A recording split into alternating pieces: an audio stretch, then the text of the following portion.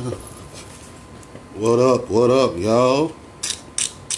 Pimpoholic TV podcast in this building again. Special guest in the house tonight, my guy Donald Rowe, aka Slick Karleone, in the building.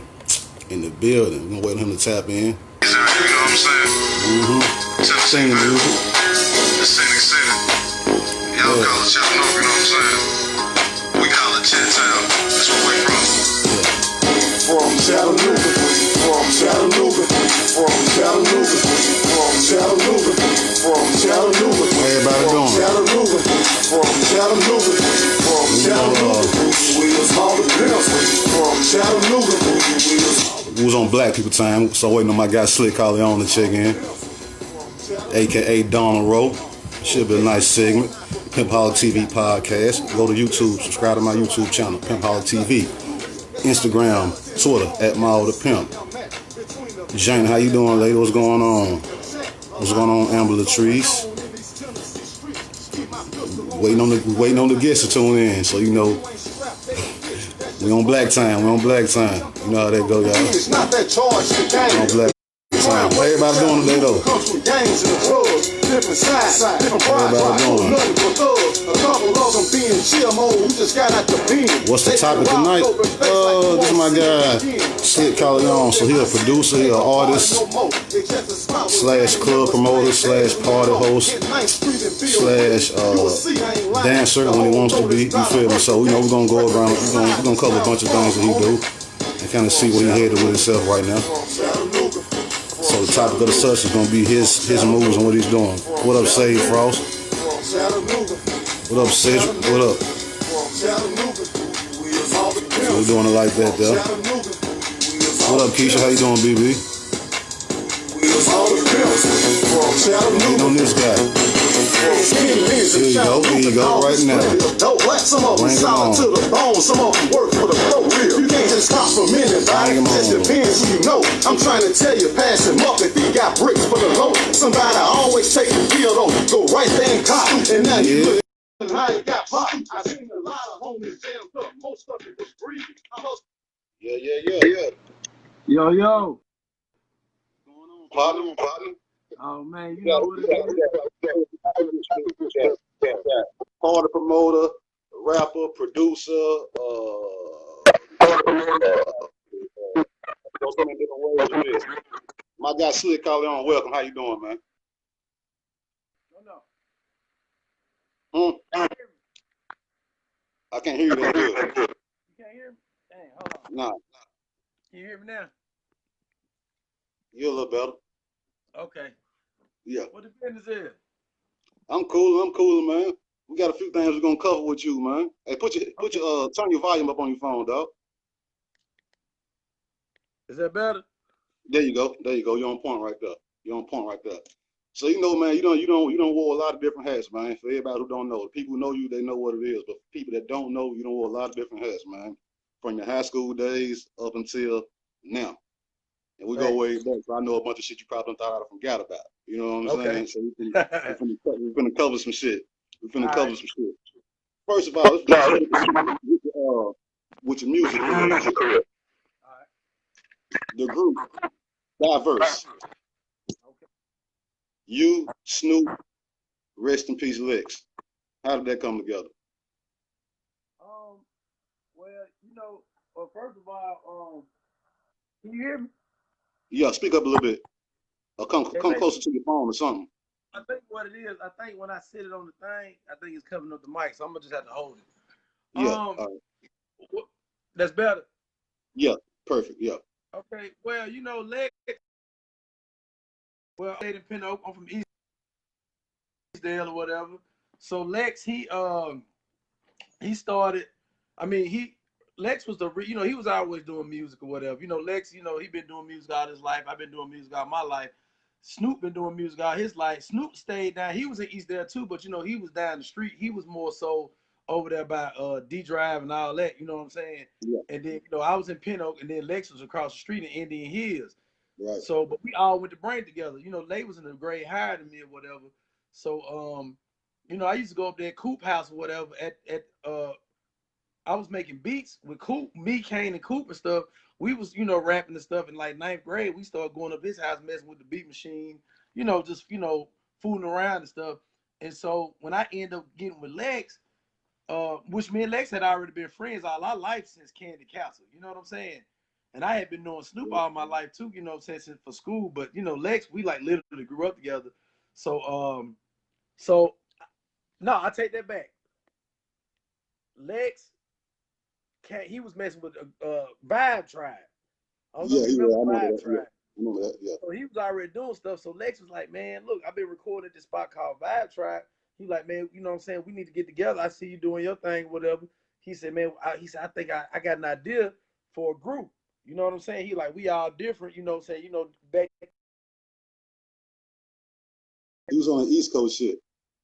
And then you had Snoop on the pimping. So I was like in the middle, you know what I'm saying? And he was like, man, you know, I got an idea for a group. You know what I'm saying? We should call it Diverse, but spell it like DIEVERSE. Like diverse, like different, but diverse, like rapping. We was like, oh yeah, that shit hard. And the first song that we ever recorded, I remember was at Vibe Tribe, was Situations Critical. Situations critical, everything looking bad. Looking bad, yeah. Situations. Let me show you something. Hold on, let me show you something. Let me show you something that's gonna fuck your head up. Oh shit! You see that? Wow. Cassette tape, bro. Cassette tape. Oh shit, man. Yeah. Wow. Situations critical That is and lifestyle, bro. Yeah. Yeah. Wow. Yeah. That is Yeah. crazy. This nigga. I'm gonna tell you something. Man, you looking at it right here. There you go. And it still work. I cannot believe that, man. And it still work. Yeah. That's Here go the funny part about that. Let me tell you something. There's something y'all never knew. Y'all is what influenced me to put out my first project, bro. You feel me? Damn, I did not know that. Here go my first project. This was before the Fan Records days. This right here. Let me see. Come down with it a little bit. Cassette tape. Maal The Pimp featuring the Battleground Soldiers and Gold. Yeah, Battleground Soldiers. That was Battleground Soldiers. Yeah. That was Smoke. Smoke Dog, Killer T, yeah, and Lil Bug, yeah. But what made me do that? Yeah. What made me do that? At the time, I was recording at Block Studio. Y'all was recording up there. Sure I walk in one day and I see this tape laying on the counter. I said, how the fuck they do that? How they put that out? What steps they take to do that? He told me what I need to do as far as getting the artwork together and getting your songs and blah, blah, blah. Then you send it off through disc makers and woo. So he gave me the guideline, but I got the idea from walking in and seeing this. You feel me? That's crazy. Yep, disc makers. Yep. Cause they just I saw this, and then from there came this. And then from this led to Fan Records. You know what I'm saying? Yeah, bro. That's crazy. But it started with y'all. Y'all never knew that, bro. Yeah. Nah, I never did, man. And that mean a lot, man. That mean a lot. Yeah, straight up. Straight up. So I got to give you flowers on camera with that one, bro. Went from there, man. We, you know, and it's crazy because after that, yep, we started recording that block after that. Yep. And that's when we started working. And matter of fact, shout out to damn Walt. Because Walt Lee. Yeah, Walt, he the one actually really, I was making beats, but I wasn't, you know, on point with it. Like he was like, man, you gotta make the drum, make sure your kicks kick. Right. And I had an ASR, and he used to let me used to let me take the ASR X home. And I used to make beats on it, man. And we used to put all them damn discs in there. And man, that's how I got started making beats, man. Right there. Yes. I got another question for you, bro. We're finna go back a little back. We're finna go back to Brainerd High School. Okay. The P-Boyz. Let's talk about the P-Boyz. All right. A lot of people from Chattanooga know about the P-Boyz. You know what I'm saying? How did that shit even come together? See, I'm going to sit at the time, right? All I'm hearing about there's some niggas at Brainerd called the P-Boyz. They be dancing their ass off and woo this and that. And we didn't know what the fuck that meant. You know what I'm saying? Because we didn't go there out of school. So we don't know what we're hearing. Then when I see it for the first time in a talent show, I'm like, oh, these niggas really dance. These niggas like they could be fucking like choreographed in an Usher video or some shit. You know what I'm saying? Like, gotcha. You know what I'm saying? This is real dance. It ain't just no nigga just. This is real dance. Like, how did that come together? Because it was a real chemistry there in my Yeah, yeah. So how did that? What was up with that? How did that Well, come together? actually, okay. So when I started going to Brandon in ninth grade, you know what I'm saying? Of course, I had a choice. I came from China. China was Right. my last year playing football, so I had a choice: either stay at China and go to, because I went to Deadwood, but my 8th grade year I went to stay with my dad in Shepherd, so I went to China. So I had a choice: either stay the band, because I was doing off season of football season. I was doing concert band at China with damn, oh my god, Dexter Bell. with Bell, Mr. Bell, yep, Yeah, Dexter Bell. yeah, yeah. Yeah, so he kind of influenced me like, nah, man, you got a gift. You need to stay with the music. So, boom, I went to Brainerd. So when we went to Brainerd, got in the band, I was a drummer. So that shit was kind of like the drum line has always been like just a cult or a frat in itself. But Dre, rest in peace, Dre, which is Key's cousin, you know what I'm saying? Key, which is my first 4 kids about. Yeah. Oh, yeah. Queer brother. Queer brother Yeah, Drake. Yeah. yeah. Well, Quill, yeah, exactly. Quill So, and Shay Shay brother. yeah, exactly. So him and Kevin them already had they in Jacob they actually had the P-Boyz already there. But when I came into it, I just took it and went to a whole nother level with it. I was like, so I'm the one was like, you know what? Shit, we finna use this and make it into so we kind of started copying up like the Kappas. Okay, See what I'm that makes saying? sense. That So makes we sense now. came up with the PBZ on the jackets with the canes instead of the red and white canes in blue like Brainerd, but so we got the canes. So we just took that, but I was like, you know what, man? I was already a dancer. You know what I'm saying? So it was me, Terry, and at the time, Jermichael and P them and Charles and them all stayed in the cul-de-sac over there right around the corner from Brainerd. And they mama was letting them do whatever the fuck they wanted to do. So me coming from, Pinto, nigga, I'm like, nigga, y'all mama let y'all have girls over here and shit? They like, hell yeah. So it's like, oh shit, it's gonna go down, nigga. So like I literally lost my virginity at this nigga P house. You know what I'm saying? On the couch. So I'm like, so with me being around, so it was like me, P, Jamaica, Terry, Terry was already my brother, you know what I'm saying? So because you gotta think about it, me and Terry been dancing since we was kids. Yeah. Me and Terry was dancing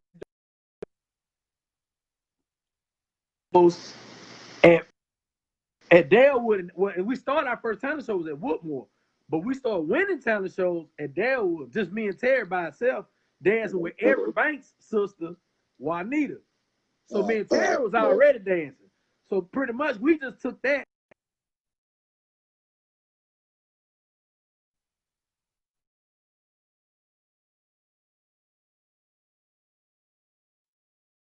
Bro, your Wi-Fi going up.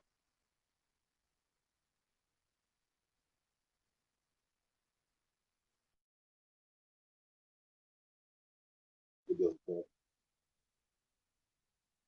probably finna add himself back on. What y'all think so far? Yvonne Mitchell, James Lewis say big facts. Tim Baker, Jacory Elston, James Lewis, man, that joint, that Chattanooga song was hard. You right about that. That bitch was going ham. Tay Miller, Drees, Anika Hampton, Jay Allen, Jay Jamal, Shay Jones Harris. Bring it back on. See, can we bring it back on? Had some technical difficulties at his house. Wi-Fi shit. They don't chat back in. Billy Barra. Which one? This one right here? Oh, this one. Ain't no cassette players no more, man. Ain't no cassette players, man. You feel me? Yeah, y'all. Everybody who tuned in, thank y'all for tuning in. We're gonna give Slick Karleone some time to chat back in. I don't know if his phone went dead, his Wi-Fi fucking up or what, but y'all can start getting used to seeing the Pimpoholic Saturday. Tune in Saturday at 12 noon. I'll be interviewing Marie Mott. Miss Activist Marie Mott. So she has a lot to say. She's been real vocal and with leading these protests and shit like that. So tune in on her. And tune in to see me interview her on Saturday. Aldrich Hill, Big A, what it do, bro? Like Slick finna be out of commission, man. I'm giving him a few more minutes to tap back in, because we had a few more questions for him.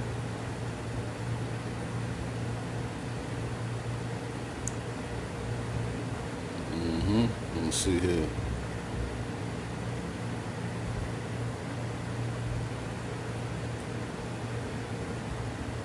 Yeah, he done went dead or something. And tell Slick he got me started doing my dancing things here. I forgot you used to dance, Frank. I forgot about that, bro. I forgot about that, man. You sure did. You sure did, dog. Trying to get him time to tap back in. While we're waiting on him, then I guess y'all can listen to me. Some of this. So every now and then, but I ain't sell nothing but all these bras will do it to you, put a blade to your throat. They quick to give you AIDS and brag about it, murder she spoke. I play it cool, but look, you know it ain't no playing with me. Man, I got folks on every side to get your helmet for free. That's where I'm from, homie. From Chattanooga.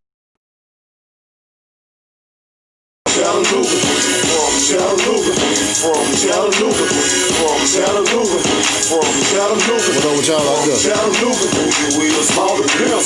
From Chattanooga, we was Maal The Pimp. We was Maal The Pimp. From Chattanooga. I'm always repping Chattanooga. I was raised in that place. So when you ask me where I'm from, you know that's what I'm gonna say. I always knew that this would be a way to feed my block. I got the master key forever. All right, Slick, I'm waiting on you, bro. Them haters talk, but I'm not. You say you send me a request, Slick. Waiting on you.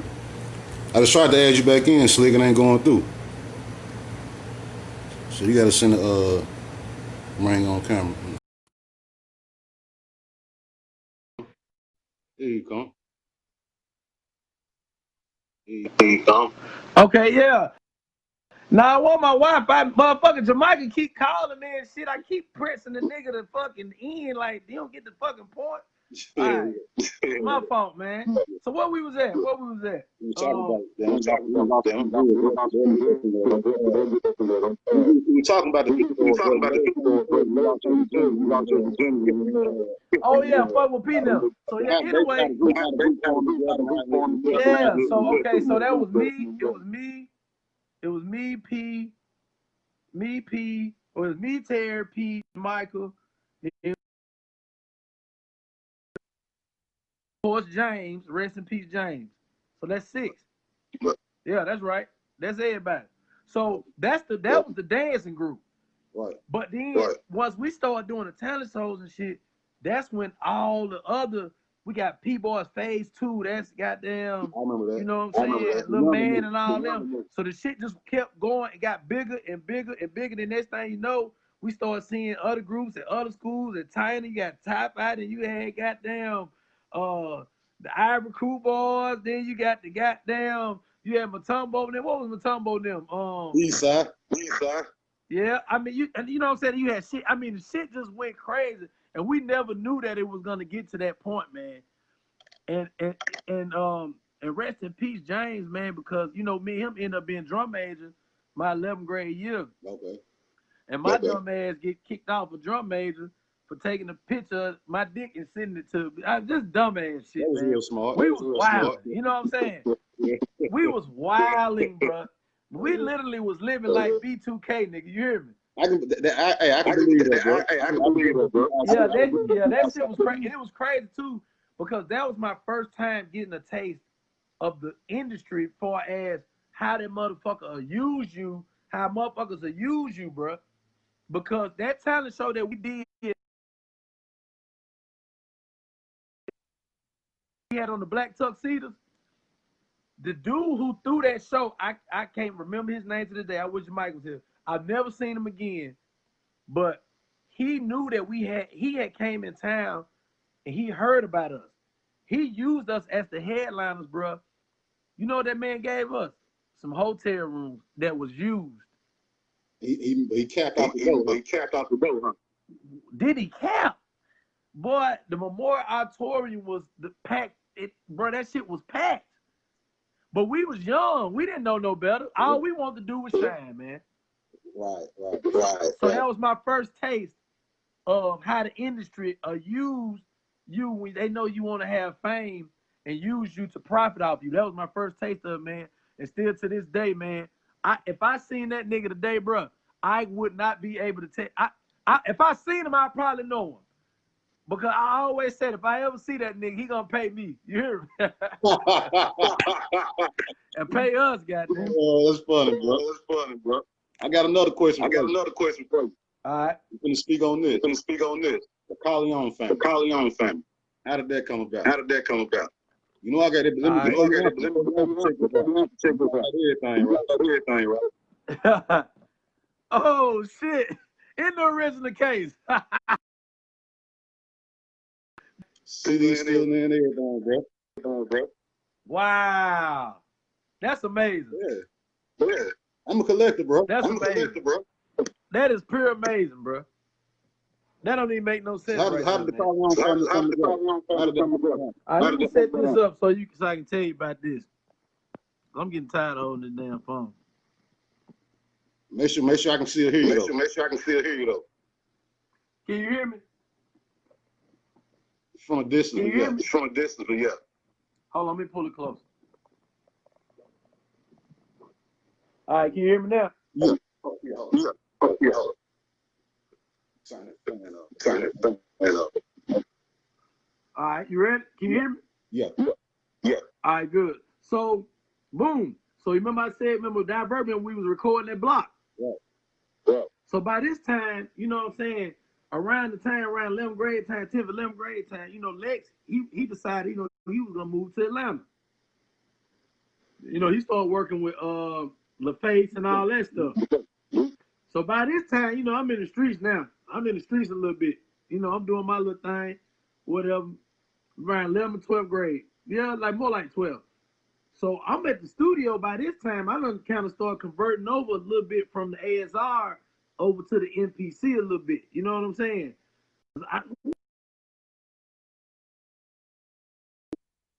The MPC was with Frank Nitt and them out south with them niggas that used to fuck with who? What's his name?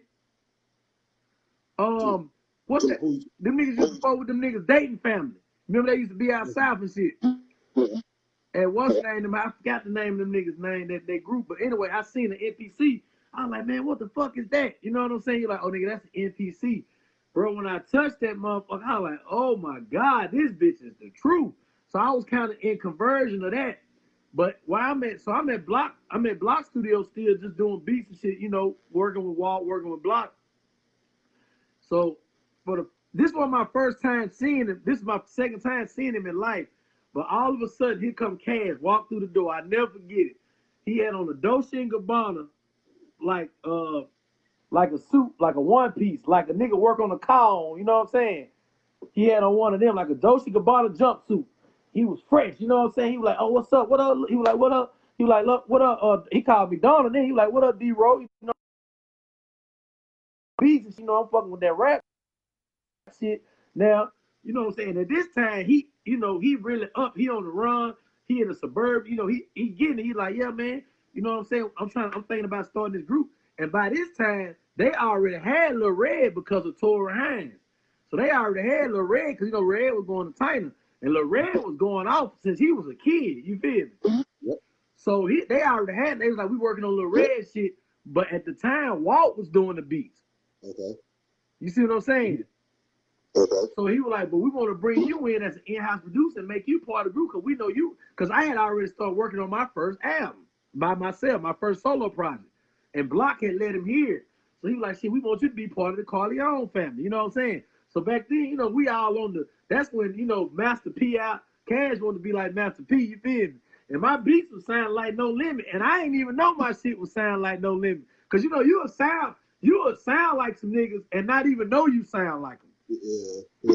So Cash had done pretty much completely bit off of, you know, Master P style. You know, he was coming with the raspy. And me, I had the No Limit sound the beats. But Red was going off. I'm like, when I heard Red, man, him for the But see, I had done seen Red before at the talent show.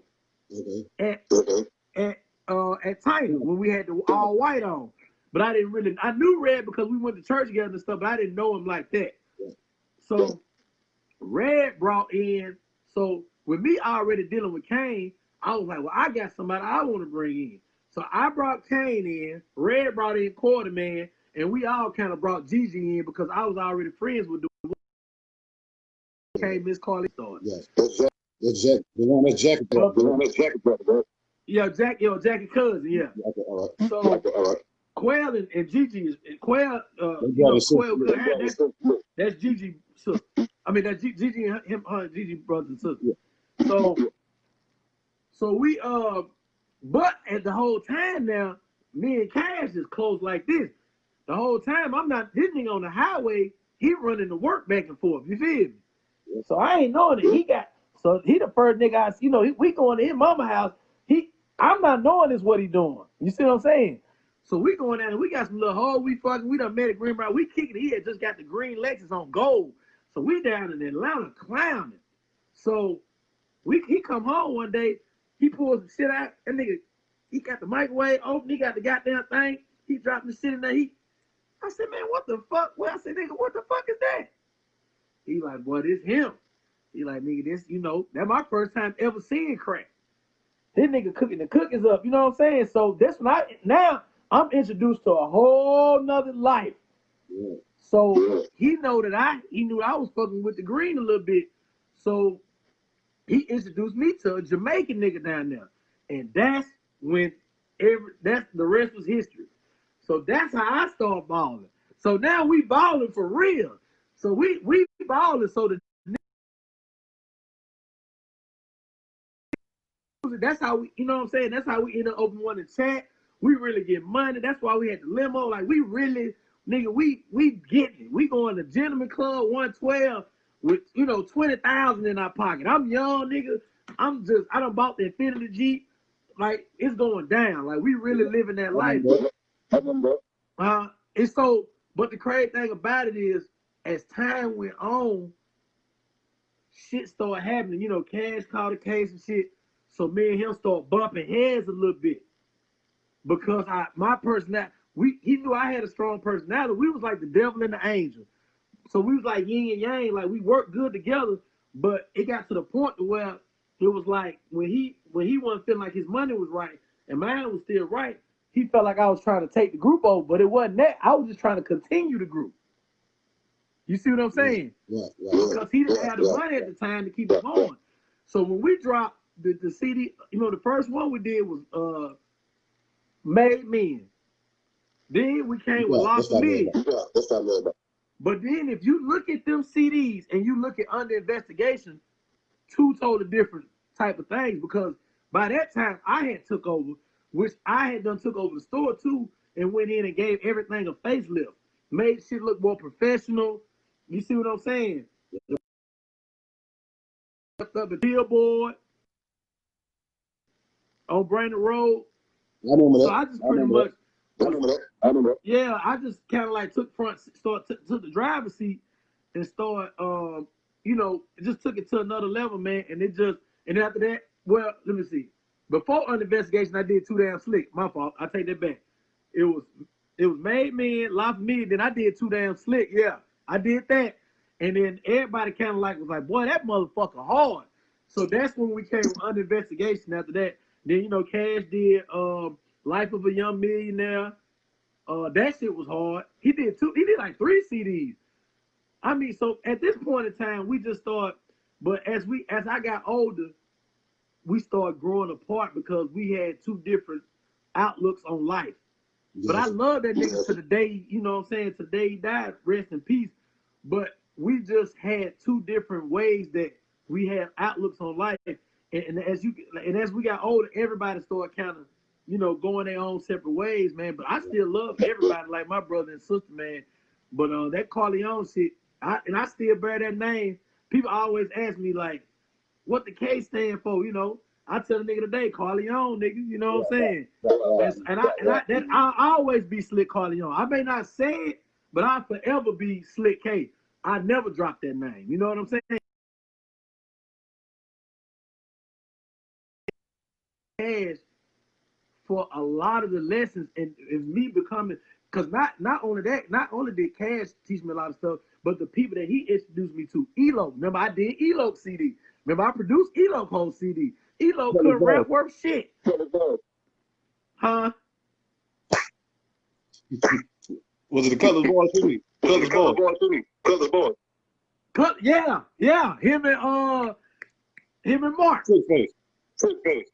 Tricky Fingers. You know what I'm saying? I produced that whole CD. Nigga, I'm in the trenches. We over there all bailing, nigga. Listen, when all that bullshit was going on, I was in the midst of that shit. I'm not knowing, look, they kept all this from me. That's why I love them so much, because believe it or not, bro, I never, even though I seen cocaine and all that shit, them niggas would not let me touch that shit. No, Slick, you make beats. You know what I'm saying? That was my job, to make beats. Man, Elo was going to Magic City. Elo was getting so much money, nigga. I know. When he make his money in Chattanooga, he would literally we would have a bag full of wands. Wands, he never kept them. He would put wands, we spent all that shit at the strip club. He'll say, here, Slick, he'll give me some wands, we're going on. And I learned so much from him, even different. Eugene Lee, all these people that came in my life through Cash that helped influence me into being the person, you know what I'm saying, that I am today. You know what I'm saying? So yeah. So man, rest in peace, Cash, man. Much respect. Yeah. Okay, let me ask you this, man. Talk about this. How did this come about? The Triple S Boys. Oh, Slick man. Karleone. Okay. Talk about that. Okay. So, if you remember, so my 21st birthday. All right. Okay, I had already knew D. Scott. I've been knowing D. Scott from when they were shining with the goddamn HPG shit. Right. So I knew D. Scott. I didn't know him personally, but I knew him. You know, we were speaking passing, you know what I'm saying? It's funny because what's his name? Stud. I used to work at the car wash where he used to come get the gold Acura. I used to watch that nigga shit. You know what I'm saying? I was still in high school. I knew that nigga was balling. I just didn't really know. He was so quiet. But D. Scott was always the social person. Right. So I met Smiley. Well, how the fuck did I meet Smiley? I met when I first met him, when he was selling phones and shit. And I went in there and he was like, man, I just want you to know, man, you a fresh ass nigga, man. I see you. You know what I'm saying? He just said that. I'm like, okay, what's up? I'm like, who that? They were like, nigga, that Aaron Smiley. So he had, he was getting money too. He had the goddamn red BMW. I was like, yeah, that motherfucker hard. So I looked up to him too, you know. So when I did that party at right there on 23rd Street. It's a strip club now. Deja Vu. No, not Deja Vu. What the fuck was the name of that shit? Uptown. It's a strip club now. You know, right there by the garden. Oh, it's called Silhouettes. Silhouettes, yeah. But it was something else back in the day. So I was fucking with Boobie now. You know what I'm saying? Boobie, which is Cash, you know what I'm saying, who do the videos. Out of East there. So I was doing my 21st birthday. I'm balling. I'm so up. I'm like, man, fuck this shit. I'm gonna do a party and I'm gonna give away more wet. They were like, what? I said, nigga, I'm gonna give away more wet. I said, matter of fact. So I was like, you know what? I want to do a commercial. They were like, what the fuck you talking about?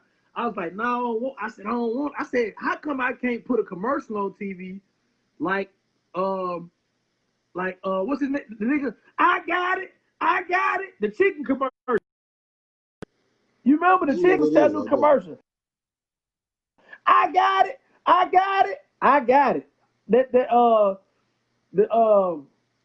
The damn car place is not Easy Auto. Was it Easy Auto?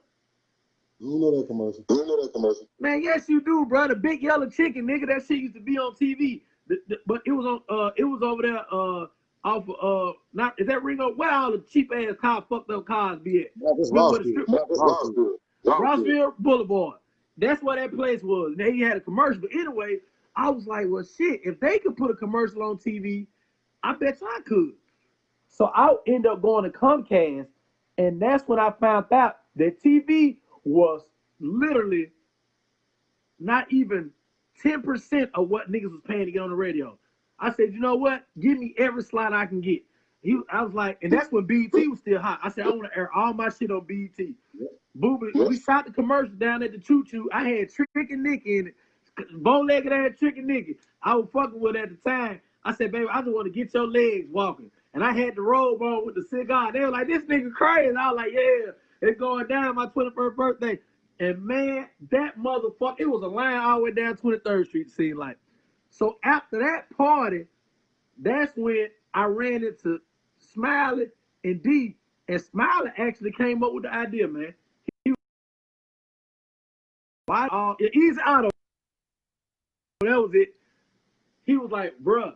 He's like, okay, look. He like, Slick, you got a following. He like, D already got a following. You know, D was doing First Friday, killing the city. You feel me? Smiley was doing, you know, different little shit, different little clubs over by Boone Heights and shit. He had that on lock. He was like, bro, why don't we come together and we just go on and lock the whole city down and do it every Saturday? I was like, what we gonna call ourselves? He was like, shit, you Slick, I'm Smiley, and Scott. Nigga, the Triple S boys. I said, that's it. We were like, that's it. Bro, we did the first Saturday. That was Smiley idea. Smiley came up with that, yeah. And man, we did that party at that same club I did my 21st birthday. I cannot think of it. He got all the flyers. I mean, you got to get him on here too, man. Because he can give you more on the inside. I got these stock. I got these stock money. Okay, cool. So, yeah, this guy he gonna back up what I'm saying. He gonna give you more insight. But man, we did the motherfucking we did that first party, Super Saturday, nigga. Man, it was a line. So we got that, and our slogan was everybody free before 11, not just the ladies. Man, we started doing them twerk contests. Man, I remember goddamn my nigga Red. I was like, man, that nigga crazy as hell. Not Red Karleone. You know Dirty Red. You know if you see it. Hoes on stage twerk like outlandish shit. This was before phones were recorded. Nah, this nigga from what the fuck? He from the country. You'll know if you see him. But anyway, his baby mama was on stage twerking. Man, that nigga, I never forget that shit. He came on stage. We thought the nigga was finna get up there and dance on. Man, this nigga must have grabbed this bitch and goddamn bitch power drive it. You know how a nigga take a bitch and he flipped the over nigga. And then everybody said, dude. Man, the goddamn security beat that nigga ass. So it was just always some shit like that going on. So our parties just got crazier and crazier. So that's when we came with the Triple S punch. Mm-hmm. You know what I'm saying? We just taking some goddamn Bacardi and shit. We mixing that shit. We giving that shit away. Motherfuckers in the corner drunk. Bitches getting naked. Man, that shit was just epic, man. Like every time. And it got to the point that where couldn't nobody else even do no parties. Nigga, you try to have a party on our night, we coming at your neck, goddamn. So that shit was really, man, you know, that shit crazy, bro. It's punch. Triple S punch, yeah. You know what's so crazy, bro? We was so, once again, we just so happy about what the money we was making and the fame we was getting. We didn't care. You know what I'm saying? Like, we wasn't even thinking like that, Maal. You know what I'm saying? We was, man, just having fun. You know what I'm saying? And my dumb ass, really, the wave would have been even strong. Ain't no telling what we was in the back would have went with it. But you know, I was still in the streets. Them two was the only ones out the streets. I was still in the streets. So that's when I caught the case. Remember, went to jail for a year. You feel me? So I kind of fucked that thing up. But I came out and we still came back at their ass. So, you know what I'm saying? But then I ended up, when I went to jail for the 3 years, it was really over. But even though I kept on fucking up, the last party we did, man, which was what, 2 years ago, the last one we did as adults, that motherfucker was stupid, man. So that was really, Triple S was really some epic shit, man. I ain't got nothing bad to say about that shit, man. That's all right about that. That's all right about that. So, man, with that being said, last thing, bro, that I want to let people know, what business you're doing, Well, man, man, as a person, man, I'm really happy to say where I have came. Me moving to Atlanta was the best thing that could have ever happened to me, man. Because don't get it twisted, I love my city. I love Chattanooga, man. We all do. But Chattanooga, I had became so comfortable with who I was because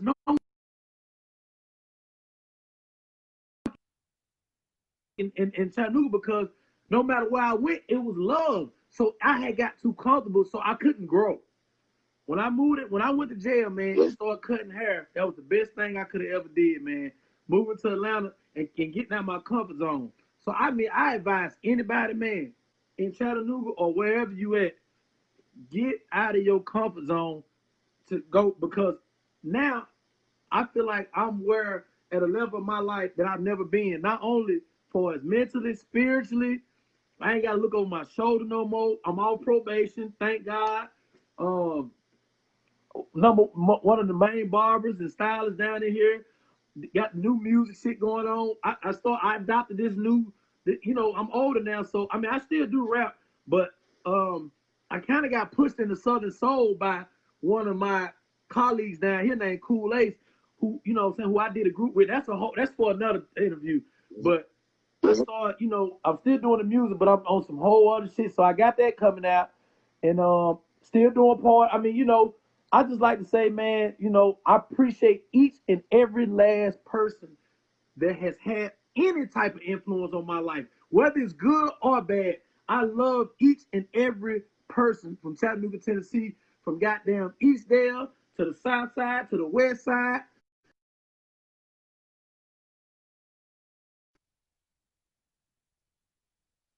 All the way out to Washington Hills, D Drive, everybody. I love y'all, man.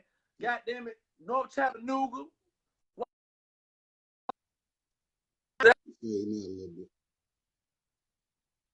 Across the bridge, everybody. I love everybody, and I appreciate the love, man, and helping make me who I am. And just stay tuned. I'm coming, man. And I promise you, unlike a lot of people, nigga, when this shit pop off, I promise you, I'm coming back to chat.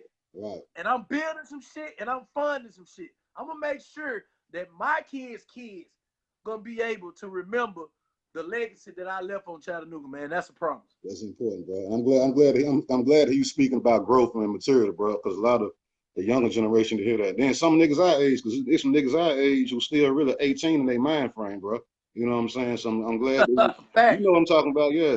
So I'm glad that you speak about the growth and maturity, bro. You know what I'm saying? I wish you the best down in the ATL, man. Keep your hustle going and all that. Give everybody your Instagram information so they can follow you on Instagram, bro. Man, you can follow me, man. And come on, hey, get your lazy ass up. I gotta see my dog. He gotta tell y'all about it. You got your reindeer right there, don't you, bro? What you got, man? That's a pit.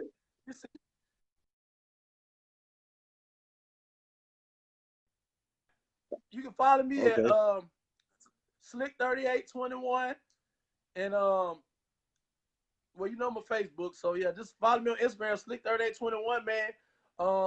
Stay tuned. I got a lot of shit coming up. I got a little talk show coming up where it's kind of gonna be like some Howard Stern type shit, where I'm just interviewing the most weirdest fucking people that you could possibly imagine. Let's know about the talk show. What platform? What is it gonna be on the internet? It's gonna be on your Instagram page, your Facebook page. Where can they go look at the talk show? It's gonna be on YouTube. It's gonna be on YouTube. What's your YouTube channel? So yeah, Slick Karleone. All right, cool. Subscribe to that, yeah, man. Yeah, subscribe to Slick Karleone on YouTube. Go follow Slick on Instagram, and just look out for Slick, man. You need your haircut while you're in the ATL. Slick got you. Yes, sir. Slick got you, man. Hey, much love, man. Hey, my nigga, I appreciate you tuning in. Much love, man. Keep your head up down there. Be careful, bro. And we on, my nigga. Stay up down there. Here we go. Appreciate you, man. Love you, boy. Much love, man. For sure. Be careful, bro. All right, peace.